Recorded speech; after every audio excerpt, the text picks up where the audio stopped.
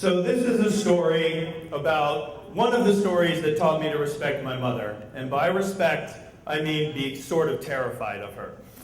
I went to a small Catholic school when I was in, I don't know, third or fourth grade. And I remember there was this one kid, you all know him, we're just going to call him Lou. I don't remember if that was his name, I think it was. But it was like this big kid, it was like the big bully in class and picked on everybody. And, you know, I think he beat up a few kids a couple of times and like hospitalized a kid and thought everything was really funny. And then, you know, I always wondered, like, who raises a kid like that? Why is this guy such a jerk? So to give you a visualization of the school I went to, it was just this small school, very, very narrow street. And at the end of the school day, every day, the parents would kind of carefully line up in their cars to pick up all the kids. And it was a really narrow street. And it was mostly moms and a couple of dads, but you know, it was kind of awkward to get through here and have each parent pick up their kid.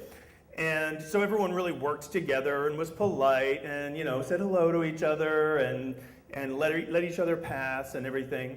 So one day was a big crowd a big queue of cars waiting to pick everybody up. And I went out and I saw my mom's car and I got in. And a few cars ahead, there's this big truck that's just sitting in the middle of the road and not moving and not moving and not moving. And I'm like, you know, like, who does that? Like, why is that guy such a jerk? Well, of course, it was this kid's dad, so you understand where that kid comes from now. And all of these people are starting to, like, no one really wants to honk, everyone's being nice. And so eventually, my mom gets out of the car and she walks up to the truck. And she's like, really nicely, you know, I'm sorry, a lot of people have been waiting back here. If you don't have your child yet, do you think you could pull over here and just, you know, let some people through? And, you know, he was probably just a big guy in a t-shirt, but over the years, since this happened to me as a little kid, I now picture him as this, like, lumbering giant in a wife-beater t-shirt with a cigar and big frown lines, just sitting there in his car like Jabba the Hutt or something. But, so my mom, you know, politely says this, and he eventually just looks over and is like, fuck you, and turns back around. So my mom could have freaked out. She could have yelled or whatever. She didn't. She just smiled at him and said, okay.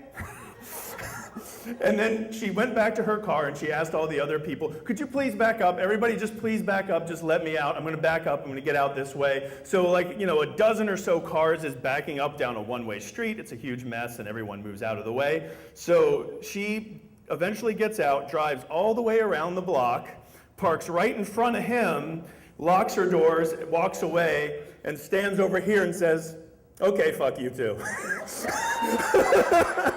And at this point, like, parents are cheering, and, you know, like, I mean, it probably wasn't that big a deal, but it's like the end of Ghostbusters in my mind when everyone's, like, excited. So at that point, you know, and of course he didn't retaliate. What was he gonna do? He was a bully and he was full of it, and he didn't, you know, and eventually we let him out and he drove away. But I really knew at that point in my life, like, I'm not gonna mess with her.